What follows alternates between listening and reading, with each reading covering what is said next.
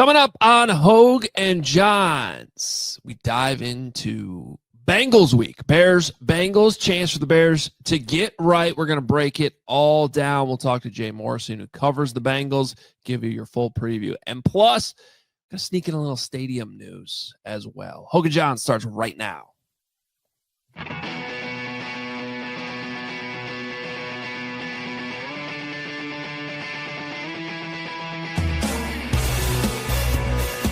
What's up? Welcome in. Hoge and Jahns back with you. Happy Halloween. It is Halloween. I don't know if Katie will do it, but she's actually got a sort of a Halloween costume on hand. It's TBD. TBD. I need to get it ready. I mean, she could go all out and put the whole thing on, but we'll see. I didn't come in costume. I don't know about you. No, still just Hoge and Jahns gear. Local sports reporter, podcaster. Yeah, it's a good one. You go as it every year. Speaking of that, if you want some new Hoge and Jahns gear, it's all available for you. New collection, the full collection, is out now in partnership, of course, with All City. We've been working on this for quite some time. You can scan that QR code; it'll take you right there. If you go to the store, the merch store on allcho.com, you got to click on what you got to click on. Just one of the collections. You'll find it. Hoge and Jahns. But the shirts, the colors, everything, it looks awesome. New hat available for you as well. So go check it out. You can scan that QR code if you're watching on YouTube, or go to allcho.com. Store.allcity network will also take you there. Thank you to everybody that came out Tuesday night. We had a great time at the Chicago Brew House on the Chicago River Walk. What a cool venue it was. The weather held up. The heat lamps were clutch. The beer was good. And our first live show in a long time. A lot of people came out, so we appreciate the turnout and all the support. We'll get more of those coming your way, too. Yeah, and thanks for just saying hi after the show. Really appreciate that. Really enjoy talking to everybody, hearing their stories as well. So I always say this. Don't hesitate to say hello. Oh! Like Katie just did. I'm sorry, Spider-Man. I'm getting a lot of looks at the gym. But I will be in the full suit for the children here at the gym. And for the children. And I'm actually going to be twinning with James. So I'd love to see our side by side. Yeah, James is Spider-Man too. Yeah. Although apparently he wasn't allowed to bring his mask to school. That's fair. So my son is a giant inflatable chicken. That was not allowed in school, but in the parking lot, there was about 4 or 5 of them shadowboxing each other. So, yeah, my other son was a banana. You got a banana, an inflatable chicken. That Peely guy, right, from Fortnite. So there was a few bananas in the parking lot as well this morning. I don't know what you just said. That doesn't register with me, but okay. My daughter was calling him Nana this morning. Nana, are you guys dressing out? No, I'm a local podcaster. I know that's what you are right now, but later. I might put together something last minute. I just don't want to do the same thing I did last year, which was I put the whole Mighty Ducks costume together last second, and I still have it, so I could probably do that again. Yeah. Plus, now we got all this hockey gear in the house, so I could probably be calm again. Yeah, or like 2 years ago when we all dressed as Carm. That was the best. Cole Kmet did it too. I was telling Katie the story earlier. People remember that. So funny. Cole Kmet was in studio, and even he leaned in on the bit. We were all dressed as Carm. It was really good. All right, hey, off the top here as we jump into Bears-Bengals, Jay Morrison, who covers the Bengals for SI's BengalsTalk.com, will join us here shortly. There was some news. Sort of like no news that makes it news that happened last night. So I know people are kind of annoyed with stadium updates and things like that, but this is we'll just take it as like quick reporting here, and then we'll move on and we'll break down the Bengals. But I think it's worth touching on because the last time we heard from Kevin Warren on the stadium was back in training camp when he and George McCaskey talked, and they made it very, very clear that this fall veto session in October was very, very important for the Bears to get this legislation to pass that would give them tax certainty on the Arlington Heights site. And not only that, Johns, but you might remember a little bit of pressure put on by George McCaskey too, saying like, yeah, we got to get this going here a little bit. Well, the fall veto session came and went. It ended last night, and nothing happened. Are you telling me that $25 million? What? Like, how would you describe? Like, please take this money and let us do what we want to do. Like, I would call it a legal donation. Was what was being offered. So I think it was $25 million every year starting in 2028 that the Bears were going to donate to the city to improve parks and all this types of stuff. Like, they want the stadium paid off. And I get that the Bears stance is they're paying their part and what they're legally obligated to do, and they shouldn't have to pay off the rest. I can actually agree with them there. I mean, I think it's more the city's fault that they now owe more on the stadium than they did when it was renovated. I mean, that's 100% on the stadium, and I would totally understand why the Bears are like, how's that our problem? That being said, when you want to hire a big-time coach from a college football program that's in a contract, you got to buy it out, and there's a cost for that. So I kind of get where the city's coming from, too. You want to leave us, help us more than $25 donation. Anyway, long story short is this just went basically nowhere again. I know the Bears felt like they make some progress, but the idea that, look, the only way the Bears are breaking ground in 2025, which Kevin Warren has said repeatedly that they would do, despite, from what I understand, advice to stop saying that. He kept saying that. And now the only way to do that is to break ground without the help that they're asking for, without the tax certainty, without the public money being guaranteed to this point. Now, can they afford it? Sure. They're a franchise worth, what is it now, over $8 billion, close to $9 billion now is what it's estimated at.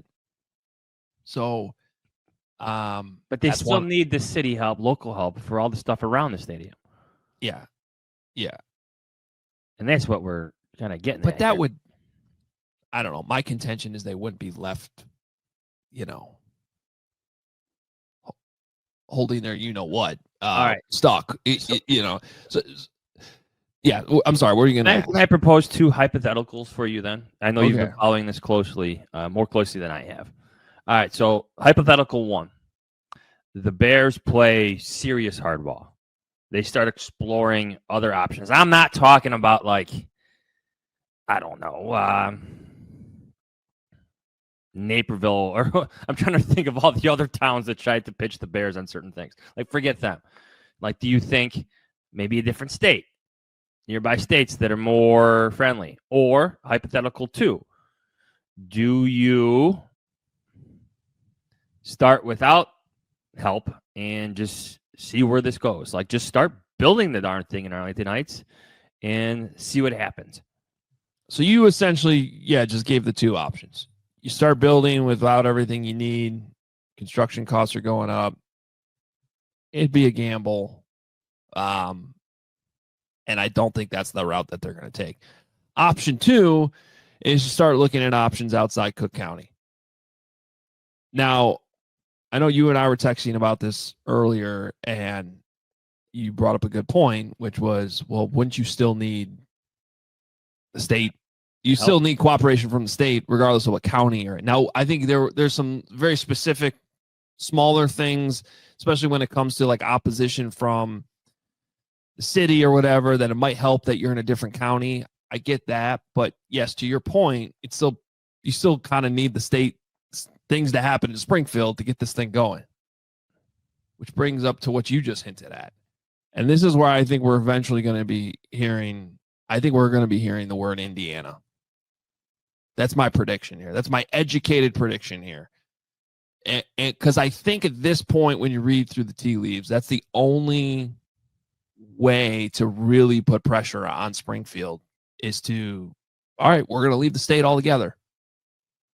Now, let's save that discussion for another day, because I think that would be pretty disappointing outcome in all this. But I think it's fair to call this I don't want to call this a disaster, Johns, because I still think there's a world in which this whole thing years from now gets kind of figured out and they actually do build a world-class stadium that they keep promising. A few words that are key there. Years from now. They don't want to wait years from now.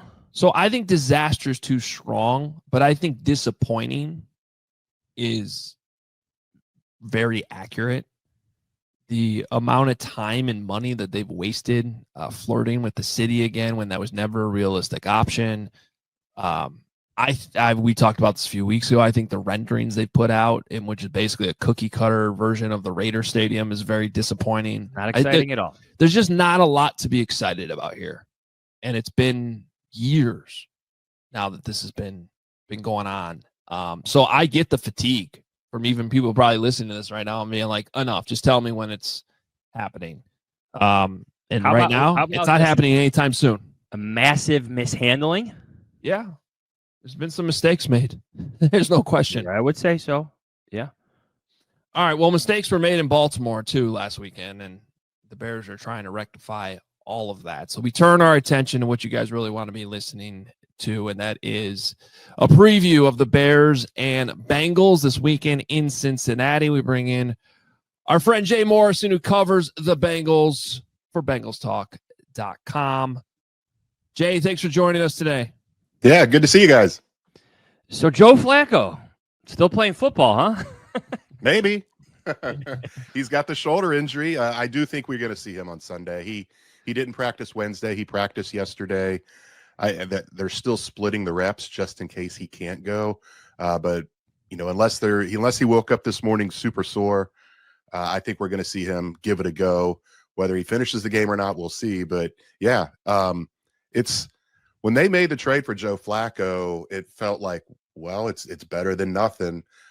It's turned out to be really something. He has really revitalized that offense, and it's not just the passing game. The running game, all of a sudden, is really good, really explosive. He's willing to go under center and use the play action. Wait, Joe Burrow doesn't like to do that. Joe Burrow does not want to turn his back to the offense. The coaching staff has acquiesced to that, and he's in shotgun almost exclusively.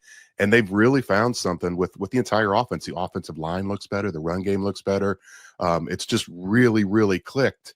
And, he's turned back the clock age-wise. He's also turned back the clock to 2024 because now they are scoring 30-plus points and losing games. So the thing I've been struggling to figure out, Jay, is why that wasn't happening with Jake Browning, who's been in the organization now for a while, knows the personnel.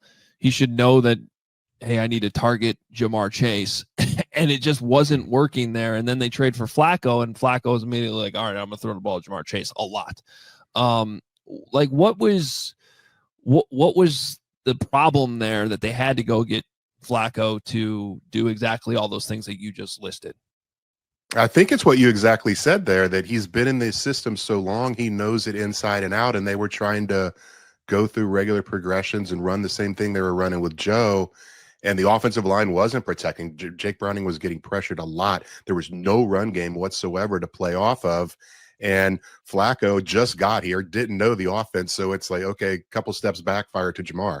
That's until you get integrated and you can start being a little more complex with what you're doing, just lean on that guy.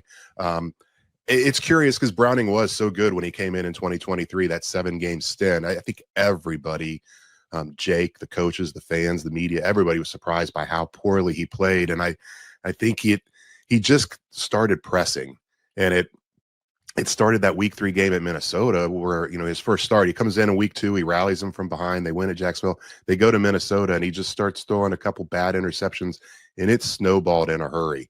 They just got destroyed in the second quarter because they were giving up all these short passes, and that's when the pressing started. And I just think it all kind of snowballed and fed on itself. And even when they brought Flacco in, I thought we probably haven't seen the last of Jake Browning because Joe Flacco is 40. Can he survive this season? At some point, they're probably going to have to go back to Browning. And so that's what's going to be really interesting to see with what they've discovered now, if they do have to go back to Browning, if they can keep running the way it is with Joe Flacco. There was a funny clip. I want to say, was it the Steelers game where they're like Burrow is celebrating, but Joe Flacco's like on the bench, just like not doing anything. Am I remembering this correctly? I don't remember seeing that clip. You mean Jake Browning was on the bench? No. Burrow was celebrating. I want to say it was their win over Pittsburgh. Did they win that on a field goal? Yeah, last second field goal. Okay, so yeah, they win that on the last second field goal. Joe Burrow is like animated on the sideline, and then Joe Flacco is just sitting on the bench, just watching it. Like, how is like, what do you think that relationship is like, Burrow and Flacco? And then like, how have other players, all younger players, kind of gravitated towards the man in his 40s? Yeah, the younger guys on this team have really taken to Flacco. I think they knew that a change had to come. There was no hope going forward with the way Jake Browning was playing, so they were excited for the change. And then you get a guy in, and you get a guy that's coming in and spitting out the plays day one, day two, and just his intellect and his resume kind of speaks for itself. And I think they have really kind of gravitated toward him. And with Burrow, I think this is huge. He's never had a backup like this. And even though, Burrow's on the bench right now, he's never had another guy, let's say, in the quarterback room like this with this kind of experience and a guy like that you can kind of lean into. So I think it is going to be really big for him. It's just the last 2 games that he's been on the sideline. They were a little worried about where he was with the turf toe and getting out of the way. And so he wasn't coming to games, but now he's in all the meetings. He's at all the games. He's getting a little healthier, getting around. So I think this is going to be a huge help for him going forward. Just to, if nothing else, like I said, seeing how this offense can operate from under center, and maybe Joe capitulates a little bit and says, okay, Joe Burrow, that is, says, let's do a little more of that. I see now what it can look like. So I think it's been a positive. It's checked every single box bringing Joe Flacco in. Well, on the other side, there's another guy who's very, very good and questionable right now at this point on whether he's going to play, and that's Trey Hendrickson. This defense seems to have struggled with or without him, but certainly you'd like to have him on the field. What do you? It sounds like you think Joe will go on Sunday. What about Trey?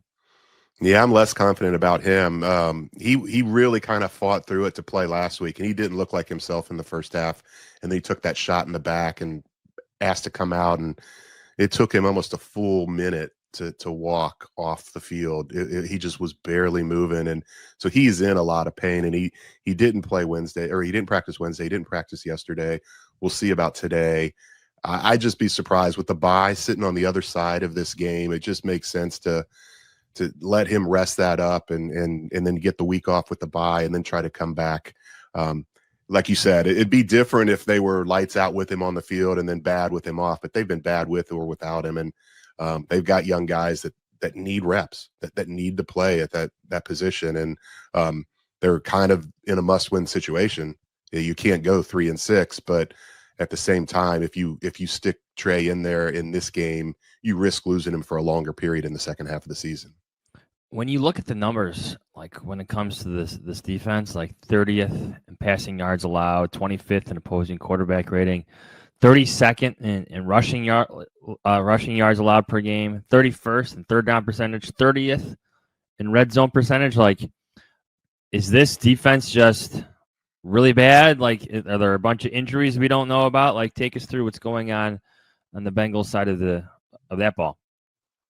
Yeah, it's all of that. There's the injuries. Trey's really the only one that's the injury, but they've had 10 top 100 draft picks on the defensive side of the ball since 2022, and none of them have lived up to that billing. Some guys are starting to come along, but more of them are regressing instead of improving. It's what got Lou Anarumo fired. It was, the performance on the field was really bad last year, but the inability to develop these young players that they spent premium picks on has been damning. And it's now we're seeing it again with the new defense coordinator, now Golden, who was terrific at Notre Dame. I know the NFL is a different animal, but you're starting to see, okay, maybe it wasn't Lou. This falls squarely on the shoulders of the front office, that they have just not drafted well.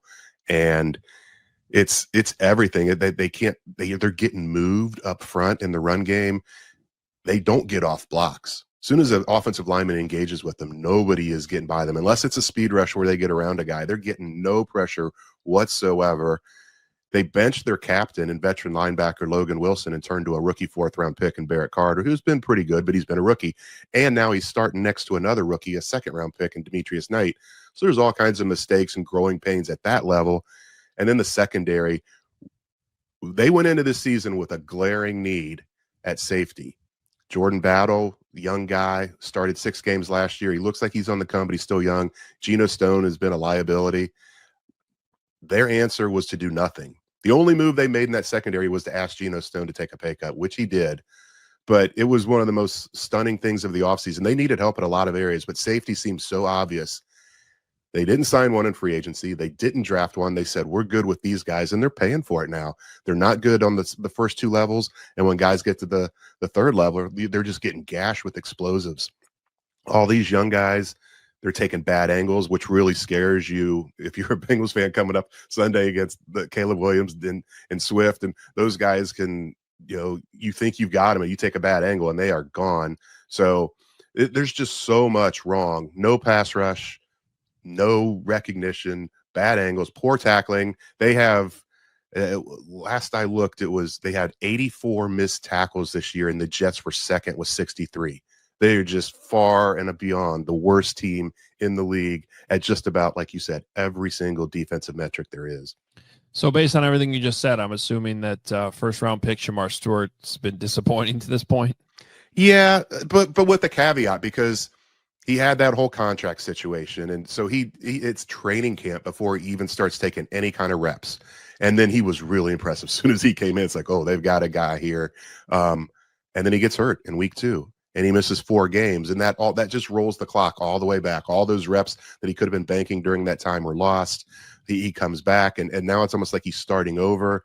And he has been disappointing his play on the field, but you give him kind of a break in the fact that he really is still kind of in preseason mode with the amount of practices that he's had. So I wouldn't be. It's even if he was, none of that was true, it'd still be a little too early to call him a bust, but he does get a pass here because of how far behind the 8 ball he's started. But there are things that make you scratch your head where he had a pressure on Aaron Rodgers and got juked. He got juked by a 41-year-old man in the backfield. And it's just, you're not seeing what you would expect to see from a number 17 overall pick.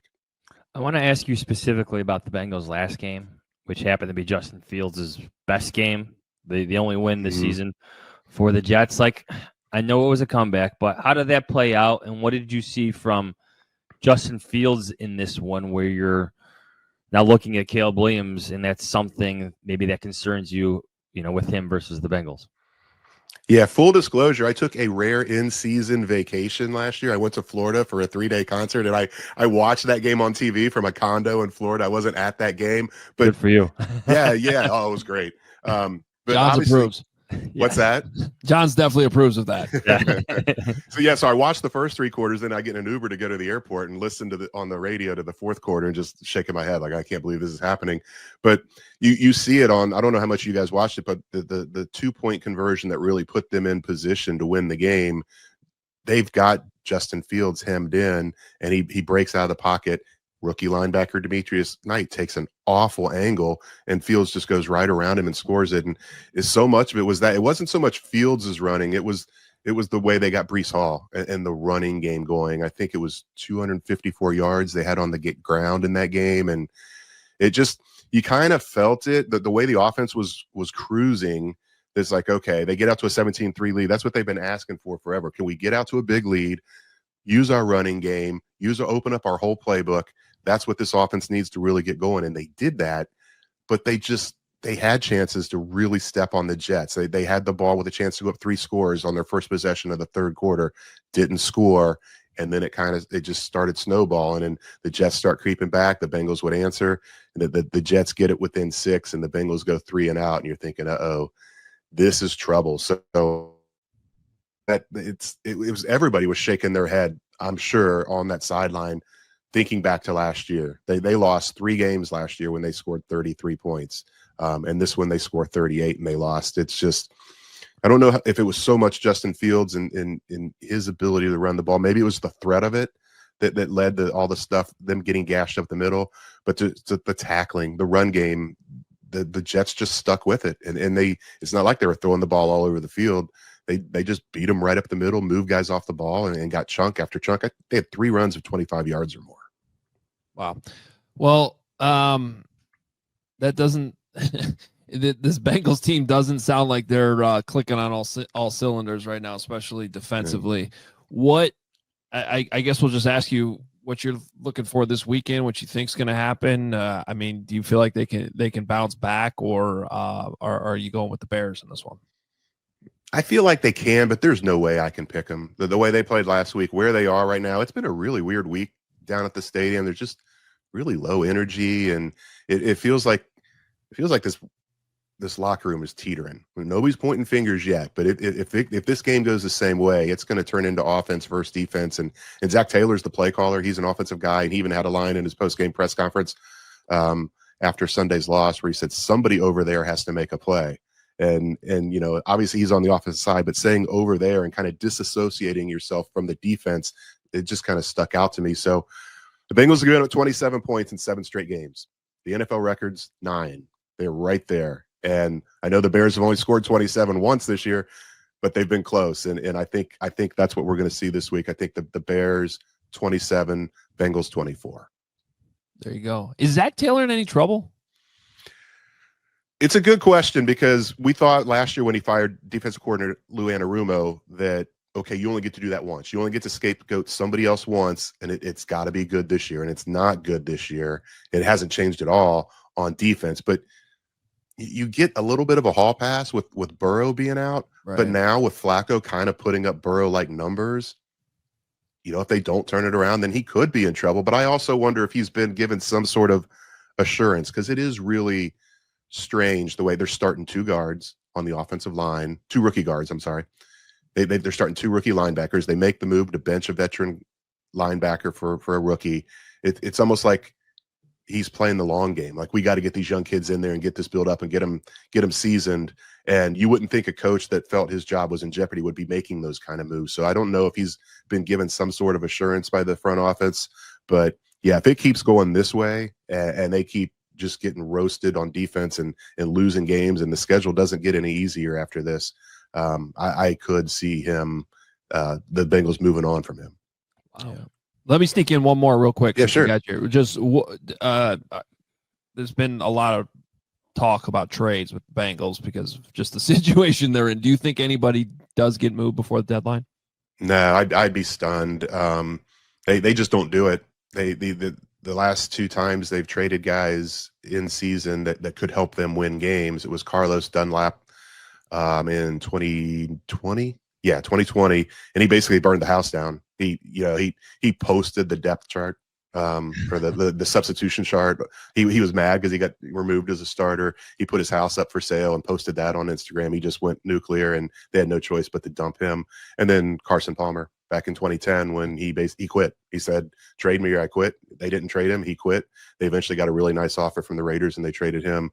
So they don't do it. And either way, in 2019, they were 0-8 at the trade deadline, and teams are calling for Geno Atkins. Teams are calling for AJ Green, and Bengals de facto GM Duke Tobin said, it's not my job to make other teams better. And they held on to those guys when they could have gotten draft picks. They're not good at trading, and they don't like to trade. So I'd be stunned if we see them make any kind of move, even though they need to. This whole thing just makes me feel bad for Joe Burrow. That's all. That's just where my mind goes back to, just hearing you talk about all this. Just Joe feels stuck there. Yeah. I mean, that's what you get when you sign that contract, and it felt like things were turning around. But it's not a good spot to be in, and they've invested all this money in T. Higgins and Jamar Chase, which on the surface sounds good, but if you're going to spend that kind of money on perimeter players, you better be really, really, really, really good at drafting, and they are the opposite of that. Yeah. All right, Jay, great stuff. We appreciate it. Thanks for jumping on with us, and we'll see how it goes on Sunday. All right. See you guys. Thanks. Thanks, Jay. All right, Jay Morrison does a great job covering the Bengals now with BengalsTalk.com. And I'm sure, John, somebody's like, don't feel too bad for Joe Burrow. He's got all that money. And I get that. I do. But, like, he's also trying to be loyal to the organization that drafted him. He's an Ohio guy to begin with. It should be a great story. And when he shows that loyalty, even with all the money he got back in return, and he does have great receivers. He's got Jamar Chase, and they did pay those guys. It feels like they're not doing enough there. At some point, winning becomes part of the conversation. Yeah. The great quarterbacks want to win. He's also got to stay healthy, which is That's fair. also true. And he's had a lot of injuries. So, all right. Thanks to Jay for jumping on. We will take our one and only timeout in this podcast. We'll come back. We'll dive into this thing. Your 3 big questions, your over-unders. We'll make our predictions. It's all coming up next. Don't go anywhere. Adam, our friends at Sunnyside Dispensary are here to elevate your football season. Maybe the Bears can elevate their play on Sunday. They need to. The Bengals, favorable matchup. Sunnyside is your home for judgment-free shopping. Wherever you are in Illinois, Sunnyside has a location for you. They have spots as far south as Champaign and as far north as South Beloit. Stop in the store nearest you for their expert guidance from their staff. You have to visit sunnyside.shop for bright buys every day, including 50% off your first 3 online purchases. Enter promo code HICHGO at checkout to qualify. That's HICHGO. For returning customers, use code CHGO50. Exclusions apply.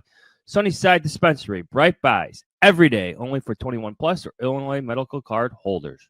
And NFL fans, what is your favorite touchdown? Well, for us, it's the next one, because with DraftKings Sportsbook, an official sports betting partner of the NFL, every touchdown could bring you closer to cashing in from the first touchdown score to anytime TD props or the thrill of live in-game betting. Every snap is loaded with opportunity. Maybe a Kyle Monangai touchdown this weekend with DeAndre Swift banged up, Monangai getting more and more carries. It's one I'd look at this weekend. And here's the best part. New customers bet just $5. And if your bet wins, you'll get $300 in bonus bets instantly. Your team hitting pay dirt, it pays out to you. Download the DraftKings Sportsbook app. Use code Hoge Jahns. That's code Hoge Jahns for new customers to turn $5 into $300 in bonus bets if your bet wins. In partnership with DraftKings, the crown is yours. Gambling problem? Call 1-800-GAMBLER. The bet must win to receive bonus bets, which expire in 7 days. Minimum odds required for additional terms and responsible gaming resources. See dkng.co/audio.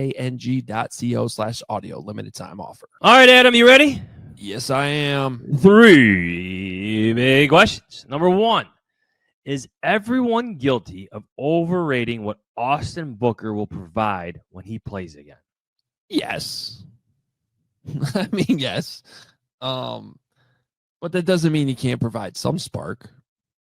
The bar's kind of you're gonna say the bar's pretty low. The bar's pretty low right now. Yes, any spark, any sense, any resemblance of a pass rush would be appreciated by the front four at this point.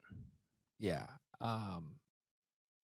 I look, and I've been guilty of this too. Like, I've made comparisons with him, like Mark Anderson, providing that spark that he gave the Bears back in the day is like sort of your change of pace off the bench, third down rusher. And maybe he'll get there. He does seem bigger to me. He should be healthy. He's been practicing for weeks full go. They waited till the last second to activate him. I did think Ben Johnson's answer the other day, specifically about Dio Odengbo, was pretty interesting. And Montez Sweat. You know. But with Dio, he was like, yeah, he's doing a good job of setting the edge on the run. Pass rush, still work in progress. They need more out of those guys. They just do. And so whatever Austin Booker can give is great. I do think, though, that I didn't know that I'd be here on October 31st saying this, but I do think losing Dom Rob does hurt them a little bit in the run game with some of the reps he's been able to give them there. He's been solid. And I don't know, Austin Booker's a different type of end. So we'll see how that goes on Sunday. But I'm excited to see Austin Booker back out there. Well, I don't think he's going to be out there in first and second downs much. Right. It'll be your third down pass rush defensive end and allows Dio Odengbo to move into defensive tackle, which Ben Johnson said they wanted to do. I've always envisioned doing with him. What do you think Dennis Allen meant by outstanding practices? Like, if you had to overanalyze the word outstanding. Like, what do you think Austin Booker's doing behind the scenes? There's some PTSD in that question. I'm so sick of hearing Bears coaches talk about outstanding practices that we can't see. I'm sure they've been great. I don't know what it means. Outstanding versus the scout. Oh, right. That's why I guess my point is I take it with a grain of salt. Gotcha. I need to see production on the field. Don't forget they lost Shamar Turner too. And they're going up against right now statistically I think it's the number 2 team in EPA per rush. Number 2. Yeah, I know the pass rush is a big deal. I'm wondering how they stop the run on Sunday. Instead of a shootout or a run out, is that a thing? Both teams That's what I'm worried about mostly on defense. Number 2. What's a bigger problem? The false starts or the red zone offense for the Bears? I'm going to say the false starts because they've been consistent all season. The red zone offense has been consistently a problem for like 3 or 4 games now. It wasn't the whole season. And I feel like that can turn around. The false starts just seem like they're not going to turn around. Like you're just guaranteed to have at least 2 every game. The false starts have become such a problem. The Bears have turned to, as Declan Doyle described it, unorthodox ways to address them in practice. Yeah. And I was thinking about what this could mean. So like walking up to practice on Wednesday, like all I heard was like nonstop whistles during the install period. Yeah. Like, was that it? I'm sure we'll get more out of the Bears maybe today, later on. I know some players kind of discussed it on Thursday, but I don't know. What would you do, Coach? What would your unorthodox ways be? Well, I did enjoy the comments on Twitter yesterday to that quote. People were talking about waterboarding and like crazy. That would be unorthodox, yes, and highly illegal. Yeah. I don't know what that means. I think it's when I understood why Declan Doyle didn't want to answer the follow-up of what it meant. I would be interested to hear that question asked to Ben Johnson today because he's the head coach, and maybe he can give a little bit more detail on what they're actually doing there. One thing that does come to mind is maybe some fines. I think that's within the rules, right? I think it seems pretty severe, but I'd have to look into that. Yeah, I know there's some rule, but there's also some like I don't know. You can make it like a swear jar. Like we're not talking about like you're getting fined. Not like real fine. Yes, yeah. Like an in-house sort of agreement between all sides. Okay. They have those in. Weren't the quarterbacks talking about fines earlier this year? Right. They keep. That was my story. Yeah, they keep a tally of all the mistakes they're making. Yeah. So something like that, amongst other things. That's not a bad idea. Like that might be what they're talking about. Because these have been going on since training camp. And I know part of this is Caleb Williams' cadence, so he's part of this as well. But some of it I just don't understand at this point. We're in week 9, and it's still happening. Yeah, it's stuff. It's like it's like I find Greg Braggs every time he repeats something I literally just said right before because he wasn't listening. Yeah, that's good. Yeah, just a little like swear jar. Yeah.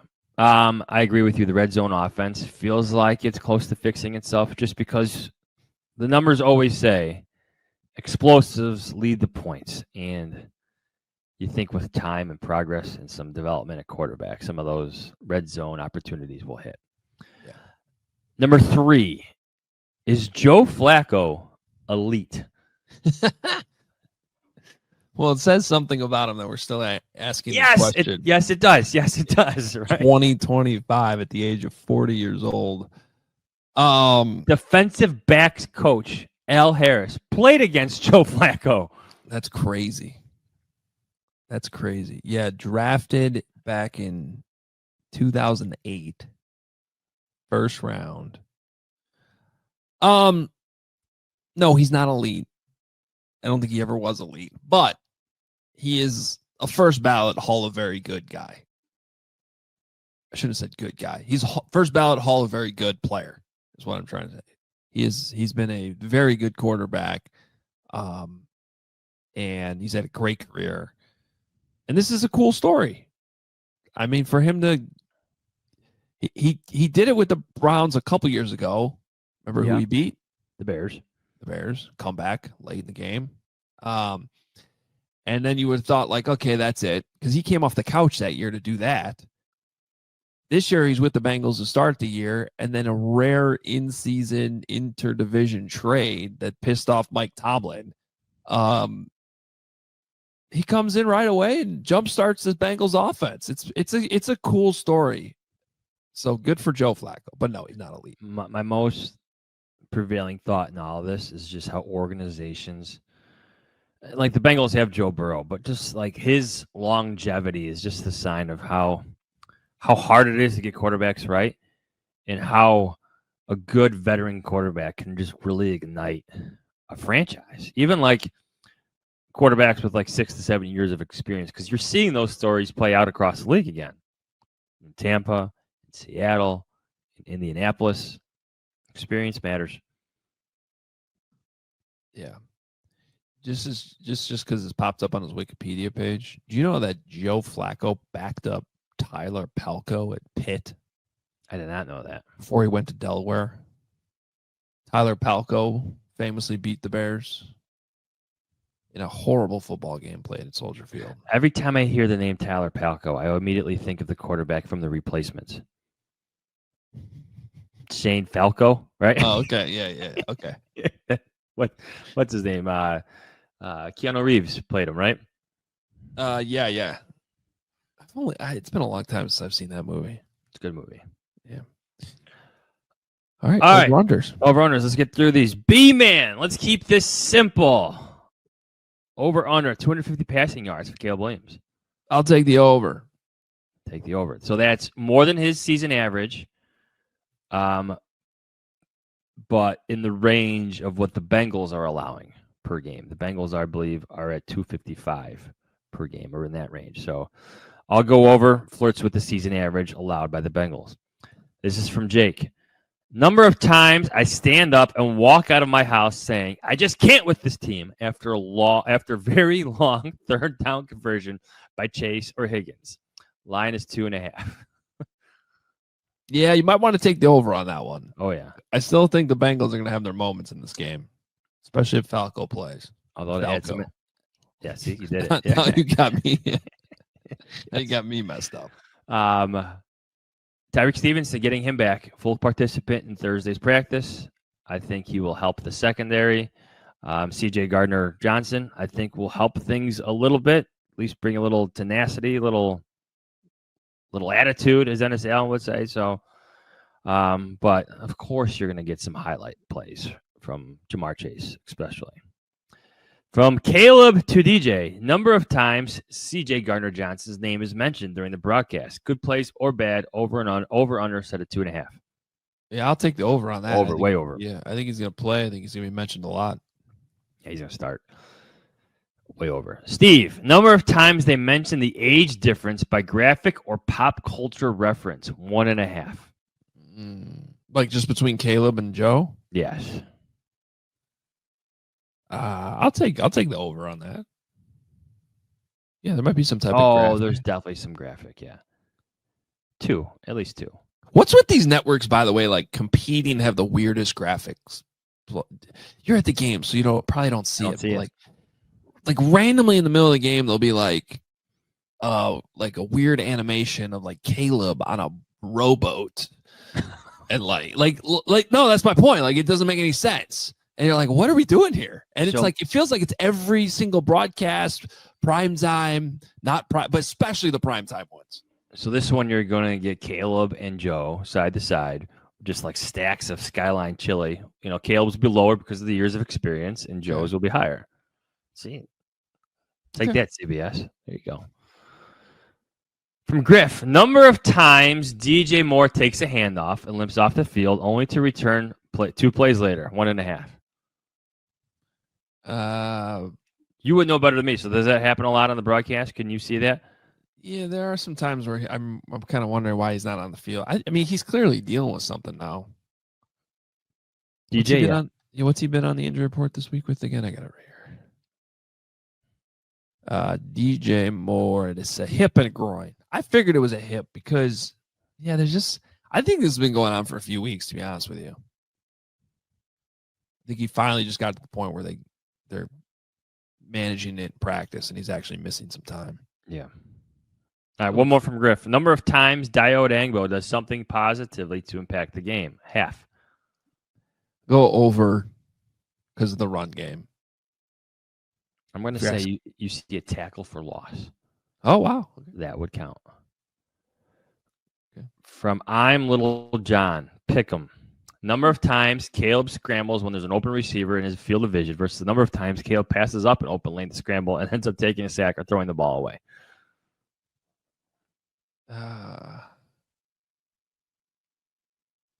Jesus. I guess what happens more? I don't know. Number of times. Maybe the second one? I don't know. I think Caleb's going to play well. He should play well. Yeah. Every statistical measure says this should be a good game for Caleb Williams. Yeah. All right. From Adam Hoover. Go ahead. I'm listening. From Adam Hoover, set at 84.5. The number of times Johns compares Caleb Williams to another 2024 QB draft pick on the next episode. That's a lot. 84.5. It is a lot. What should we do next week? JJ McCarthy, he's back this week. No. Okay. Who do the Vikings play? Hold on, I got that. Vikings play the Lions on the road at the Lions. Yeah, I mean, look, it's been a weird year for how they've handled the quarterbacks, but after all this, they're bringing JJ McCarthy back to go on the road in Detroit. Well, It sounds like they have no choice. Well, they don't now, but all right. I promise you, everyone. I promise you. It's not going to be every week. From Billy, number of times they show that slop that is Skyline Chili, 1.5. Yeah, they'll be shown. I'll take the under. I'll say just once. I've actually never had Skyline Chili, and I'm not really motivated to try it. Every time I see it, it's because they have it in the press box. It's the idea of eating chili in a press box. Like I know Pat Finley usually indulges in the chili, and No way. You get some rootin' and tootin'. Where's our friend Patrick Finley? In the bathroom. J-Mac, over under 1.5 more seasons of the over under segment. Do people not like this anymore? This used to be fun. No, it is fun. Why wouldn't it be over? I think we can maybe cut it down to the best 5, but this is a good one. We rolled through this today. I thought there was. I'm taking the over. Okay. Yes. Yeah.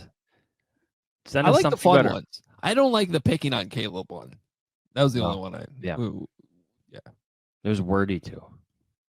Yeah, it's hard to figure out. All right. Over under how many games we'll get right this week. We both went 1-5 last week. Yeah. Didn't feel like a good week last week. In our defense, we're picking games here that are relevant to the Bears. They're not actually ones that if I were to pick my 5 games, I would actually gamble on. In fact, I went 4-1 last week in the games that I picked in my actual pool I'm in. Guess who screwed me? The Bears. Bears, who I locked. Because I thought with the 6.5 point spread, that was going to come down because Lamar wasn't playing. Yeah, didn't work. But 1-5 on this show, which is all the people listening to the show care about. So don't take these to the bank, I guess is the lesson. CBS, noon. Predictions. The Bears, now a 2.5 point. This thing keeps moving from 3 and 2.5, I guess. They are road favorites, though, at Cincinnati. I am going Bears. This is what I wrote in my prediction for allchgo.com. Bears 30, Bengals 26. The stats favor the Bears offense and Caleb Williams again, but this time linebacker Roquan Smith and safety Kyle Hamilton aren't coming to the rescue. The Bengals defense is one of the worst in the league. According to Pro Football Reference, they rank 30th in passing yards allowed, 25th in opposing QB rating, 32nd in rushing yards allowed. You know they have allowed over in 8 games, Adam. 1,200 rushing yards. Seems like a lot. Yeah. And there was a run in the Packer game where Josh Jacobs I actually don't think so. Sometimes someone will bring up the dumb argument of like, hey, if you got to carry an NFL game, like if you had so many carries in an NFL game, how many do you think you could get 1 yard? And I'm always the guy that's like, no chance. These guys are too good. I think on this run, I actually could have gotten 1 yard. Now, he got about 20 and scored an easy touchdown untouched. That's why I'm saying that. Like, that's how bad the Bengals defense was on this one play at Lambeau a few weeks ago. So, Kyle Manon guy. DeAndre Swift, we have to watch his injury situation. We are recording this at 9:37 a.m. right now on Halloween. So, we'll see what happens. But I did see him in the locker room yesterday. Yeah, I saw him walk through. Seen a lot of guys walk. I mean, Braxton Jones has been in there. Yeah. Was worried about the severity of that. You go on IR with the knee injury. That's never good, but he's been around. Jalen Johnson, too, by the way. Jalen Johnson, that was a good sign. Very good sign. Anyway. By the way, Kyler Gordon's been in there, too. Yep. Every day. So that vibes with the short IR stint. Right. Yeah. The Bengals are also bad on third downs, and as we said, they're bad in the red zone as well. So this could be a shootout, and this should be one that Caleb Williams should win. Even though Joe Flacco, he's done some good things, but did just lose to Justin Fields. So I'm going 30-26 Bears. Caleb Williams, here's my bold prediction, has his highest passer rating of the season. Okay. I like that. I'm going to go with a little bit more of a margin of victory. I think this is a get-right game for the Bears. Offense, it should be. Bengals defense doesn't do anything well. Not only that, their tendencies. I broke this down in, I guess what we're now calling the X's and Hoges on our CHO YouTube channel. Don't let Carm win. Well, Carm has a whole song now, and I think it's actually the name. But their tendencies actually fit well with what the Bears' strengths are. So I think this should be a strong game for Caleb Williams. Defensively, it's obviously harder if Joe Flacco plays, which I agree with Jay. That seems to be where this thing's trending. He would know better than me. But I do feel better about this situation I did earlier in the week when I was really worried about who would stop Jamar Chase. But adding C.J. Gardner-Johnson and, more importantly, getting Tyreek Stevenson seems like he's going to come back. That's huge. And I think that really changes the complexion of what they're going to be able to do defensively. I feel better about getting a takeaway or two, which they weren't able to do last week, even though they were close. And I think Dennis Allen will have more tools at his disposal. I think he was very limited last week in what he could do with his defensive backs, blitzing, different looks he could give. I think that helps. And so I'm a little worried about stopping the run, Johnsy, but ultimately have the Bears winning 31-20. Ooh, an 11-point win. Yeah, I think they take care of business in this one. My bold prediction. Bold predictions. Similar to yours, I think Caleb Williams throws for over 300 yards in this game. Ooh, okay. Going back to B-Man's over. So Caleb Williams' pass rating, his best pass rating, he's only had one game this season where he's over 100, and he was over it by a lot. That was against Dallas. 142.6. So I'm expecting better than that on the road in Cincinnati. That's a bold prediction. What's the highest passer rating you can get again? What's the max? I always forget. It's 158.3. Okay, so there's a little room there. There's some room there. Even if it's like 143.1, I still win. Yeah. Okay. All right, let's get to the other games. This is my first time ever doing this, so yeah, don't give me too hard of a time. Feels who like, is that? Ooh, hold on. You remember who it is? Yeah. Play it again. This is my first time ever doing this, so yeah, don't give me too hard of a time. Defensive tackle. Wow, you're on it. What's his name? His first name is the same as a former Bears quarterback. You played under John Fox, right? Mm-hmm. 2015, 2016, 2017. His wife was the famous Olympian, right? She was an Olympian? Yes. What's his name? Well, and now you got my mind jogging on that one because that's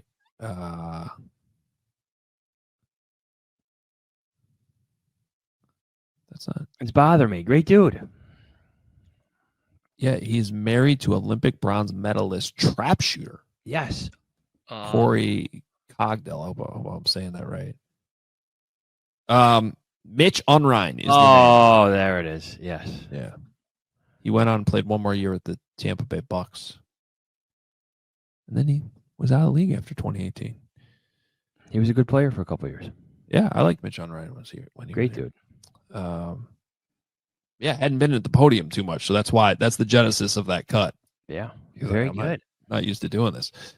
Anyway, we got the noon game on Fox going up against the Bears. The schedule is weird this week. It's a lot of noon games, a lot of decent noon games.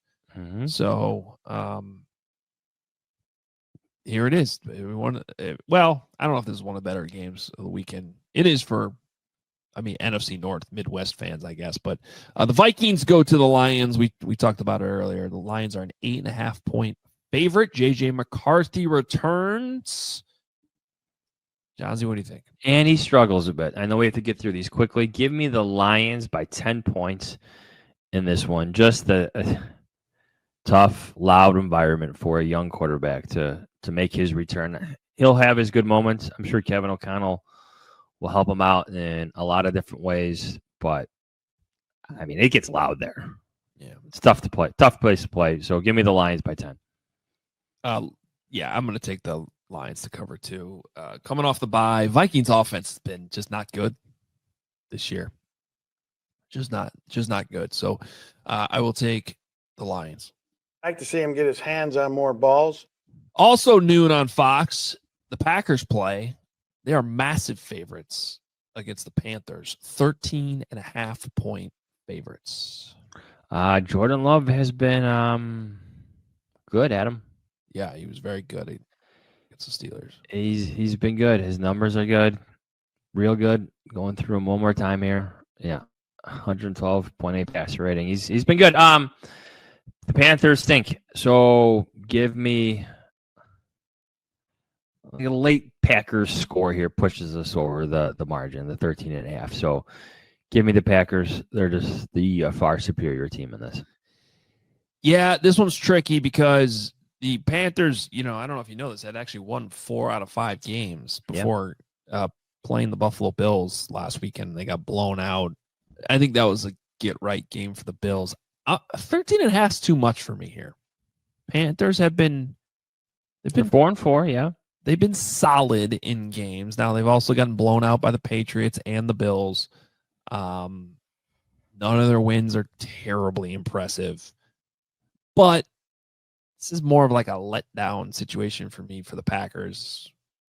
They kind of played a ho-hum game against the Bengals a few weeks ago at home. I kind of feel the same way. Like they're in control of it the whole time, but to win by 2 touchdowns is a little bit too rich for me. So I'm going to take the Panthers to cover. Okay. Your research. All right. Did I get cut off there? Your research. Oh, it's doing that. Noon, these are all basically noon games. CBS at noon, 49ers go to New York. The Niners are 2.5-point favorites against the Giants. No Cam Scatterbo. That was an ugly injury. I hope he can return. I don't know if he's going to be the same player really ever again, but I was looking forward to talking to Ben Johnson about Cam Scatterbo because he was doing everything we thought he would do in the NFL, and now he's out for the year. Give me the 49ers easily covering here. I don't think Brock Purdy's practicing yet still, correct? No. Yeah. But it doesn't seem to matter who plays quarterback for them. No. The Giants, they're going to be reeling a little bit after this. That's a hard player to replace. The 49ers the last 6 weeks, win, loss, win, loss, win, loss. Next in that pattern, win. I'll take the Niners. Can't tell you how excited I am to be back on the grass. former Colts head coach there, Chuck Pagano. CBS Noon. The Colts 3.5-point favorites at the Steelers. This is a sneaky good game. Yes, it is. Are you buying what the Colts are selling now? So I asked you that, 3 or 4 weeks ago? I compared them in my power rankings this week to last year's Minnesota Vikings. Okay. Where it just seems like they're going to keep piling up wins. They're going to keep piling up wins. But when is Daniel Jones going to turn into a pumpkin? Yeah, very good Halloween reference. But that's what Sam Darnold did at the end of the season. Like, I think that they're going to win a lot of games. They might even end up with the 1 seed when it's all said and done. But I just have a hard time buying that this is going to like hold up against the Chiefs in the playoffs or anything. Are you buying Jonathan Taylor's candidacy as MVP? No, because I've just given up on this. I said it last year. Saquon Barkley couldn't win it last year. It's just never going to happen. It's a quarterback award. So it's a quarterback award. I will say he will most likely win Offensive Player of the Year, though. Okay. I'm going to take Steelers and Aaron Rodgers to cover, but Colts win. I agree with you. And I wouldn't be surprised if the Steelers actually win. They're kind of in a desperate spot. I actually think I almost called him Favre. I think Rodgers is playing pretty solid right now. That was weird. And yeah, I'll take the Steelers. The Packers, Green Bay, Aaron Rodgers, go Bears. CBS 325, our last game. We're picking the Chiefs at the Bills. Good game, as always. Chiefs 2.5-point favorites. Are you surprised by that? The Chiefs have kind of started to put this thing together. Yeah. Everybody's getting on the Chiefs bandwagon again. Like, oh, they're the best team in the league. Like, here we go again. But I also thought the Bills are my Super Bowl pick. So I'm not going to waver from that. They beat the Ravens in week 1 at home in a big spot. Things got a little dicey a few weeks ago. They seem to correct things over the bye week. James Cook is cooking right now. So I will take the Bills getting 2.5. I will take the Bills. Yeah. They lost to Drake May and the Patriots, and they lost to the Falcons the week after that. Bye week, they fixed some things. Yeah, give me the Chiefs. Yeah, usually when they're favored like this. Yeah, give me the Chiefs. Yeah, winning. Unless it's the Super Bowl. Didn't go well there. All right, that's going to do it for us.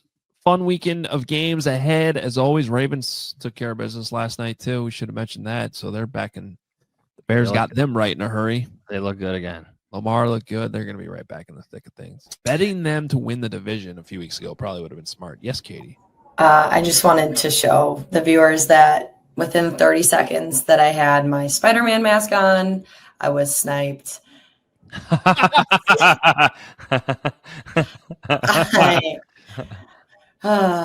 That's funny.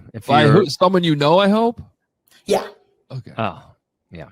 If you're not watching on YouTube, there was a picture of Katie in an office at the gym, I take it, and wearing a Spider-Man mask. Yep. So happy Halloween, everyone. That's producing the show on Halloween. That's perfect. I like it. All right. Any final thoughts, Johnsy? No. Okay. I got nothing. I'm tapped out. All right. Enjoy your trick-or-treating. Happy Halloween, everybody. Don't eat too much candy. It's bad for you. There's my final analysis. Yeah, I put a little Reese's in my vanilla ice cream last night. Crumble it up? I don't eat a lot of sweets, but it's like, all right, since the big giant bowl of Halloween candy is here and it's going to be gone tomorrow, I might as well take one. Well, expect these are the coming weeks at Hallis Hall is just when all the kids' candy is stolen by the parents and brought to Hallis Hall just to get rid of it all. And the media members happily consume it. Yeah, they fatten us up in November. That's for sure. But anytime Dion brings in something that she's cooking or baking, I should say, it's phenomenal. So we always encourage that. And I know she's listening. So, all right, we're out of here. We'll be back Monday morning and we'll recap everything's Monday at 9 a.m. Should be a good show. We'll see if we're talking about a Bears win. That new merch collection is up. Go check it out. allchgo.com. A lot of good stuff there for you. You can just scan that QR code if you're watching on YouTube. Please hit that like button on the way out. Please subscribe to the channel if you're not already. It helps grow the show. Rate and review the podcast if you're listening that way. Thanks to everybody again who came out on Tuesday. It was a great time. Enjoy the football this weekend. We will talk to you on Monday. Happy Halloween. See ya.